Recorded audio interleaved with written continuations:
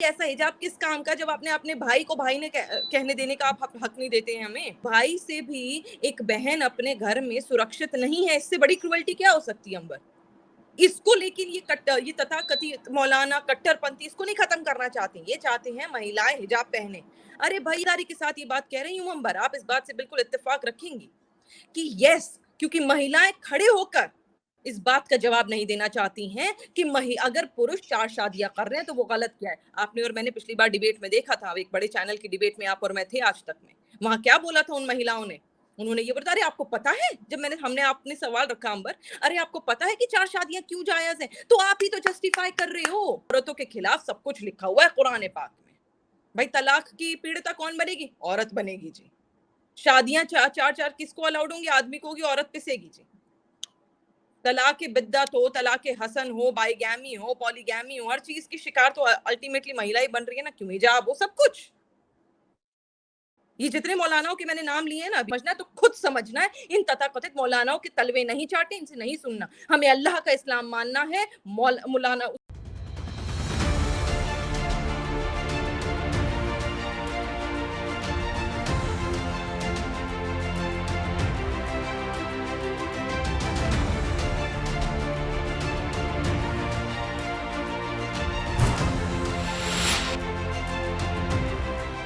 नमस्कार दोस्तों, मैं हूं आपके साथ अंबर जैदी और स्वागत है आप सबका हमारे आज के खास कार्यक्रम इट्स डिबेटेबल में।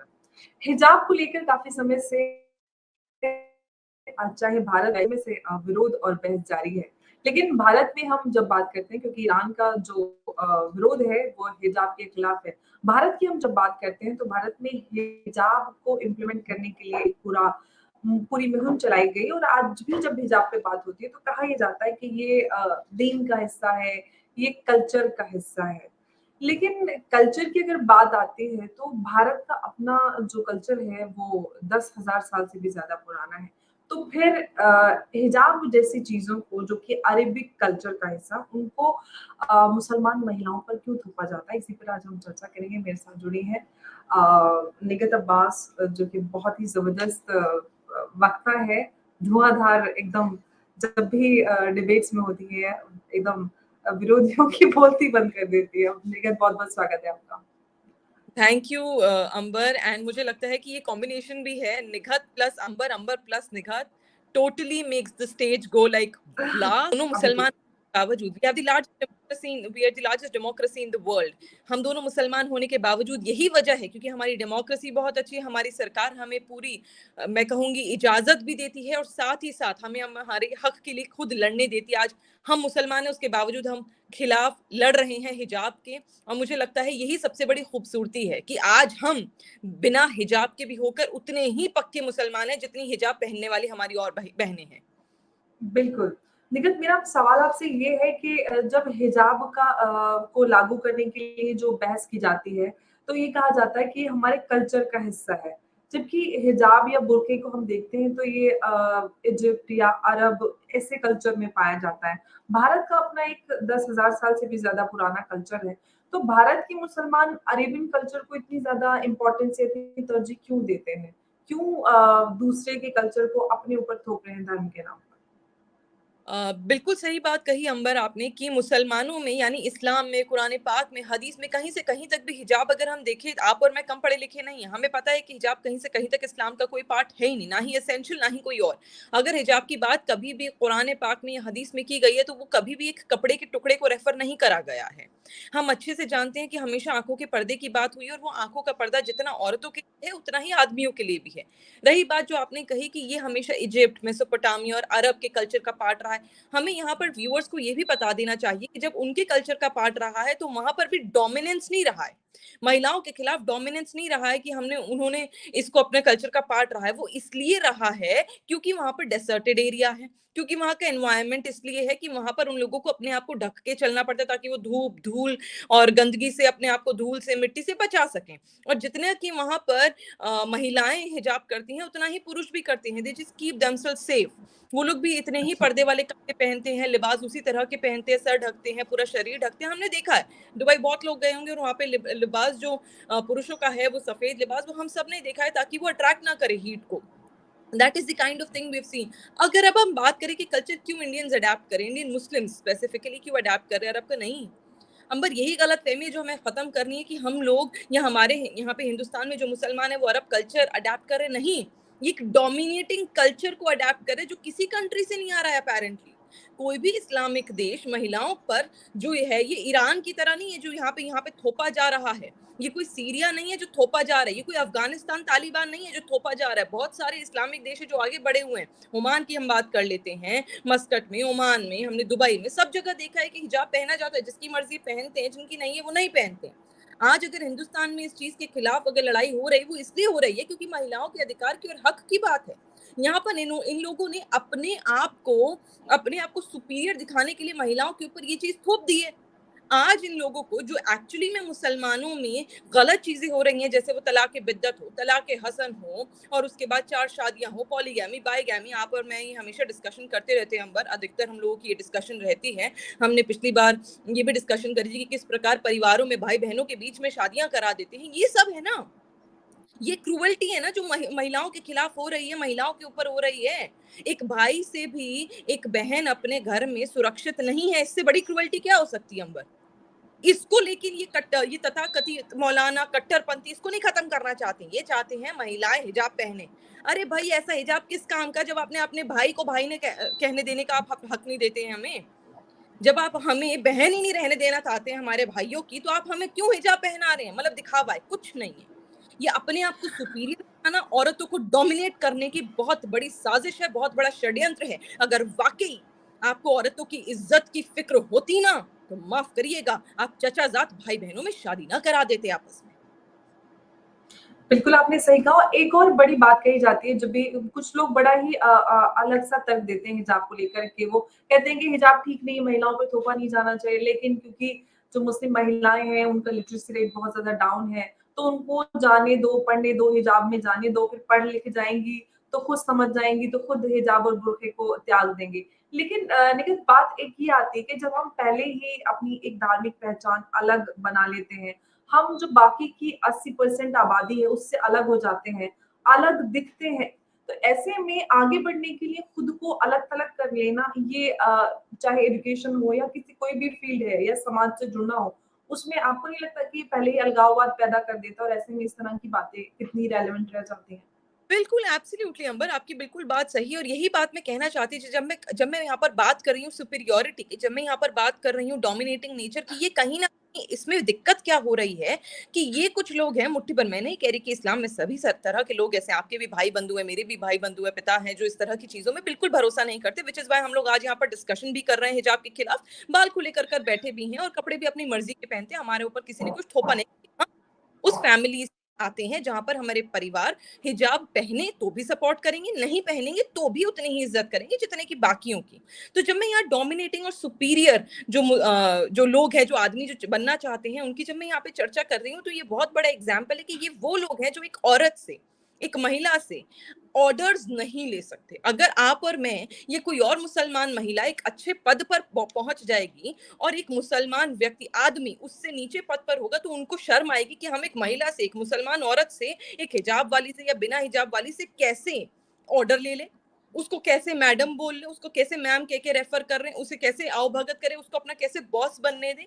उस चीज से ये लोग डरते हैं क्योंकि इन लोगों ने शुरू से उसी तरह की चीज देखी। और मैं खुले तौर पर इस बात को रखना चाहती हूँ, और Ambar, again you will agree with me और व्यूअर्स भी अग्री करेंगे कि हमने देखा है कि आदमी तो ऐसे हैं ही, साथ ही साथ मुसलमानों में महिलाएं भी ऐसी हैं। जो एक पुरानी कहावत है, बड़े बुजुर्ग कहकर गए थे कि औरत औरत की दुश्मन है, वो है। और बड़ी बड़ी मैं जिम्मेदारी के साथ ये बात कह रही हूँ अंबर, आप इस बात से बिल्कुल इत्तेफाक रखेंगी कि यस, क्योंकि महिलाएं खड़े होकर इस बात का जवाब नहीं देना चाहती हैं कि अगर पुरुष 4 शादियां कर रहे हैं तो वो गलत क्या है। आपने और मैंने पिछली बार डिबेट में देखा था, एक बड़े चैनल की डिबेट में आप और मैं थे आज तक में, वहां क्या बोला था उन महिलाओं ने? उन्होंने ये बोला, अरे आपको पता है, जब हमने आपने सवाल रखा अंबर, अरे आपको पता है कि 4 शादियां क्यों जायज है? तो आप ही तो जस्टिफाई कर रहे हो। जब आप जस्टिफाई कर दोगे तो जाहिर सी बात है ना, आपका बेटा 4 शादियां करेगा और आप बोलते कि हाँ बेटा मैं समझ रही हूँ तेरी बात, तुझे इसमें अच्छा लग रहा है, चल तेरी दूसरी शादी करा देते हैं। Wow, that is the problem. It is not about main. बेचारे आदमी तो बदनाम है ना, कितने आदमी की मुखालिफत करना चाहते हैं, पर क्या करें, बीवियां अपनी बहुओं को जीने नहीं दे रही, अपनी बेटियों को जीने नहीं दे रही है। वो चाहती हैं कि उनके बेटे दूसरी बहुएं लाएं, वो चाहती हैं कि उनकी बहुएं हिजाब में रहें, वो चाहे कैसे भी रहें। प्रॉब्लम औरतों में भी उतनी ही है। आज अगर एक आदमी बिल्कुल मुसलमान औरत औरतें सपोर्ट करना चाहता है तो मुसलमान औरत नहीं सपोर्ट करना देना चाहती है। प्रॉब्लम औरतों में भी है। बिल्कुल, आपने सही कहा। सबसे बड़ा जो यहाँ पर एक बड़ा सवाल निकल कर आता है, चाहे कोई भी इस तरह का मसला हो, चाहे हम ट्रिपल तलाक की बात करें, पर्दे की बात हो, हिजाब की बात हो, महिलाएँ खुद अपने ऊपर हो रही क्रूरता को जस्टिफाई करती हैं और उनको ये समझ में नहीं आता। लेकिन अफ़सोस की बात ये है कि ये सारी चीज़ें धर्म के नाम पर, दीन के नाम पर की जाती हैं। लेकिन भारत में अगर हम अभी जैसे ईरान में चल रहा है, हिजाब के खिलाफ एक आंदोलन चल रहा है। अगर हम भारत की बात करें, क्योंकि भारत में जो मुस्लिम महिलाएँ हैं, उनको इक्वल राइट्स नहीं है, चाहे हम क्योंकि हम लोगों की यूनिफ़ॉर्म सिविल कोड की पिटीशन भी है, उसी को लेकर आपकी भी और मेरी भी है। तो सवाल करेक्ट। यही है कि मुस्लिम महिलाओं को उनकी अभी तक बराबरी के अधिकार नहीं मिले हैं। आपको नहीं लगता कि हमें किसी तरह की मुहिम, एक जागरूकता की ज़रूरत है कि ताकि मुस्लिम महिलाएँ अपने अधिकारों को समझ सकें या उनके साथ जो ज़्यादती हो रही है धर्म के नाम पर, उसको समझ सकें? बिल्कुल आप सही कह रही हैं अंबर। ये बहुत ज़रूरी है कि औरत को खुद जागरूक होना पड़ेगा। हाई टाइम कि आप पुरुषों को बोले कि हमारे लिए बात करो। बुजुर्ग औरतों को बोले कि आप हमारे लिए बात करो, क्योंकि वो तो अल्टीमेटली पुराने ज़माने की है ना। उन्हें तो वही चाहिए कि जी पर्दा करो, जी दस्ताने पहनो, जी आँखें मत दिखाओ, जी आँखों में भी जाली डालो, तुम चाहे गर्मी में मर जाओ। पर तुम्हें काला कपड़ा नहीं उतारना, क्योंकि वो बुरखा है। खैर, बहुत ज़रूरी है आपकी तरह, मेरी तरह और भी हमारी मुसलमान बहनें, मैं तो कह रही हूँ जो हिजाब पहनती हैं, वो भी उनके लिए लड़ाई करें कि अगर किसी को नहीं पहनना तो भाई उन्हें बख्श दो। जैसे हम यहाँ लड़ाई कर रहे हैं अंबर। अगर आज हमारे सामने कोई मुसलमान महिला हिजाब पहनकर बैठी है तो मेरे लिए वो इज्जत कम थोड़ी ना हो जाएगी, जितनी इज्जत मेरे लिए मेरे दिल में अंबर के लिए है, अपने खुद के लिए उतनी इज्जत उसके लिए जो हिजाब पहन रही है। ये अब खुद की लड़ाई है। लेकिन हमने देखा है कि ऊपर ऊपर तो हमारी हिजाब वाली बहनें हमें सपोर्ट कर देती हैं, अंदर से हमें गालियां देती हैं। खड़े होके उनके सामने मौलाना भाई हमें गालियां दे देते हैं, हमें हमारे व्यवहार के ऊपर सवाल कर देते हैं, लेकिन वो सुनती रहती हैं। और अगर उनके खिलाफ कुछ बोल दिया जाए, और जबकि हम नहीं बोल रहे, हमने तो देखा है ना, इतना latest example. The problem is that is what I am saying कि अब महिलाओं को अपने लिए खुद लड़ना पड़ेगा, और लड़ रही हैं। मैं यहाँ पे पॉलिटिकल बात नहीं करना चाहती थी, बट सच्चाई है, क्योंकि हिंदुस्तान की बात हो रही है, महिलाओं के हक की बात हो रही है, तो हमने देखा, ये सर्वे कह रहा है, मैं नहीं कह रही हूँ। मैं भारतीय जनता पार्टी से आती हूँ, ये दुनिया जानती है। इसका मतलब ये नहीं कि मैं यहाँ पे आके मैं गलत जस्टिफिकेशन दूंगी, मैं एक सही जस्टिफिकेशन दूंगी। आपको लगे कि मैं भाजपा की हूँ तो मैं भाजपा की जस्टिफिकेशन नहीं, सही बात बताऊंगी। सर्वे के ऑन रिकॉर्ड है। 2019 के लोकसभा चुनाव में उत्तर प्रदेश से क्यों मुसलमानों के वोट बढ़ गए थे, महिलाओं के क्यों मुसलमानों के वोट भारतीय जनता पार्टी के लिए बढ़े थे? इसलिए बढ़े थे ना, क्योंकि जो आपने क्रूअल्टी कर रखी थी तलाक की, उससे बच गई थी महिलाएं। क्यों? मोदी जी की वजह से। क्यों? योगी जी की वजह से। क्यों? अमित शाह जी की वजह से। क्यों नहीं बढ़ेंगी? बढ़ेंगे वोट। इस बार भी उत्तर प्रदेश के विधानसभा चुनाव में इतिहास गवा रहा है, मुसलमानों के वोट के बगैर कोई सरकार नहीं बनी है। तो योगी जी अगर सरकार में आए हैं वापस, दोबारा मुख्यमंत्री बने हैं, तो इसीलिए बने क्योंकि मुसलमानों ने समर्थन किया है। महिलाओं ने बोला किसी और को वोटर घर वहां पे जाके बटन कमल का दबाई। आप भी जानते हैं, मैं भी जानती हूँ, बंद कमरों में बहुत बातें होती हैं। और कितने पुरुष भी हैं जो भाजपा का बटन दबा कर आए। और आज मैं चैलेंज करती हूँ अंबर जी, सिवाय इस लाइन के बोलने की, मुसलमान सुरक्षित नहीं है भारतीय जनता पार्टी की सरकार में, जस्टिफिकेशन कोई नहीं दे पाता कि क्यों सुरक्षित नहीं है। और हमसे पूछिए क्यों सुरक्षित है, हम आपको जस्टिफिकेशन देंगे। आइए करते हैं डिबेट। आएंगे नहीं पैनल पे? बुलाइए अंबर किसी दिन, आप, मैं और वो किसी और दिन फिर बैठेंगे। किसी कट्टरपंथी रशीदी साहब को बुला लीजिएगा, चैनल पर बैठ के बोल देते हैं कि मैं आपको जानता नहीं हूं, मैं आपको सोचता नहीं हूं, आपके बारे में पता नहीं है। व्हाट्सएप रोज करते हैं, आपको भी मुझे भी दिखाया भी था हमने एक दूसरे को। तो ये वो लोग हैं जो बेवकूफ हैं और बेवकूफ बनाते हैं। और बड़े जिम्मेदारी के साथ में कह रही हूँ, किस दिन चर्चा करते हैं इनसे, एक ही कीर्तन गाएंगे, मुसलमान भाजपा की सरकार में सुरक्षित नहीं है। कारण बताओ ना, सुरक्षित क्यों नहीं है? और सुरक्षित नहीं है तो क्यों लेते हो सब्सिडी? क्यों बेच रहे हो अपनी बच्चियों को सब्सिडी और स्कॉलरशिप के द्वारा, जो भारतीय जनता पार्टी की सरकार ने दी है आपको, जो मोदी जी की सरकार ने दी है आपको? उसको भी छोड़ देते ना, होते अगर एक्चुअली बिल्कुल। सुरक्षित उनकी राजनीति नहीं है, जब तक करते आए थे वो वोट बैंक सही की कह रही हैं, राजनीति और बिल्कुल अंबर। जी, बिल्कुल। लेकिन एक बात ये है कि जिस तरह से बदलाव आ रहा है मुसलमान समाज में, हम देख रहे हैं कि जो कुरीतियाँ हैं या फिर एजुकेशन या और जो अन्य मुद्दे हैं, उन पर काफ़ी बदलाव आ रहा है। उसी के साथ-साथ ये जो कल्चरल इन्वेजन जो है, ये बढ़ा है, जो कि मुझे लगता है कि भारत जैसे देश मुश्किल है, जिसका एक सांस्कृतिक अपना एक बहुत बड़ा इतिहास है, काफ़ी पुराना, हज़ारों साल पुराना।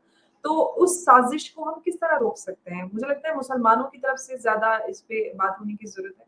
हम चादर ओढ़ सकते हैं, भारतीय बहुत सारे परिधान हैं इस तरह के, जिससे आप मॉडेस्टी के साथ आप कैरी कर सकते हैं। लेकिन अरेबिक कल्चर को इतनी ज़्यादा इम्पोर्टेंस या इतना बढ़ावा क्यों देना? बस आपने कहा कैसे रोक सकते हैं? खुद के बनाए कानूनों पे मत चलिए, खुदा के बनाए कानूनों पर चलिए, आप छोड़ देंगे ये सब। एक बार कुरान शरीफ ढंग से पढ़िए तो। क्यों मौलानाओं के पास जाना पड़ रहा है? आपको हिंदी नहीं आती है, उर्दू नहीं आती, चलिए नहीं आती उर्दू, हिंदी में पढ़ लीजिए, हिंदी नहीं आती अंग्रेजी में पढ़ लीजिए। अगर कुछ नहीं आते घर में कोई तो व्यक्ति होगा जो आपको समझा देगा। मौलानाओं के पास मत जाओ, अपने घर में किसी से समझ लो कुरान में क्या लिखा है, वो बता देगा कि कोई ऐसी चीज उसमें नहीं लिखी जो मुसलमान औरतों के खिलाफ है। मतलब इन्होंने तो ये शोकेस कर दिया है कि मुसलमान औरतों के खिलाफ सब कुछ लिखा हुआ है कुरान पाक में। भाई तलाक की पीड़िता कौन बनेगी? औरत बनेगी जी। शादियां चार किसको अलाउड होंगी? आदमी को होगी, औरत पिसेगी जी। तलाक बिद्दत हो, तलाक हसन हो, बाईगैमी हो, पॉलीगैमी हो, हर चीज की शिकार तो अल्टीमेटली महिला ही बन रही है ना। क्यों? हिजाब हो, सब कुछ। ये जितने मौलानाओं के मैंने नाम लिए हैं ना अभी रशीदी, आप देखो, क्योंकि इन्होंने पब्लिक फिगर हैं और इन्होंने पब्लिकली साझा करी है ये इन्फॉर्मेशन, इसलिए मैं बता रही हूँ। ट्विटर पे जाके देखिए इनके अकाउंट पे, हो सकता है डीएक्टिवेट कर दिया हो। जिम में जाते हैं महाशय, ट्रेडमिल पर भागते हैं महाशय, मॉडर्न गाने सुनते हैं महाशय, टोपी नहीं पहनते महाशय। क्या करें? और औरत कर ले तो ये तो बड़ी बेगैरत है। मुसलमान होके ट्रेडमिल पे भागती, ओहो गाने भी सुनती है। लो जी, ये तो एकदम ही मुसलमान है। मतलब किस तरह की बात है? तो इस कल्चर को हमें खुद ही खत्म करना पड़ेगा। ये अरब से नहीं आ रहा है, हम गलतफहमी में हैं, बिल्कुल, ये इनके दिमागों बिल्कुल, से आ रहा है। अंबर, ये इनके दिमाग है जो चल रहे हैं बिल्कुल। और मुसलमान को बेकार करने पर तुले हुए हैं। हमें समझना पड़ेगा कि अगर अब हमें इस्लाम को समझना है तो खुद समझना है। इन तथाकथित मौलानाओं के तलवे नहीं चाटे, इनसे नहीं सुनना। हमें अल्लाह का इस्लाम मानना है, मौलाना उसका मौलाना का नहीं मानना है। मौला अली को बिल्कुल, मानिए, आपने बहुत मौलाना। अहम बात कही।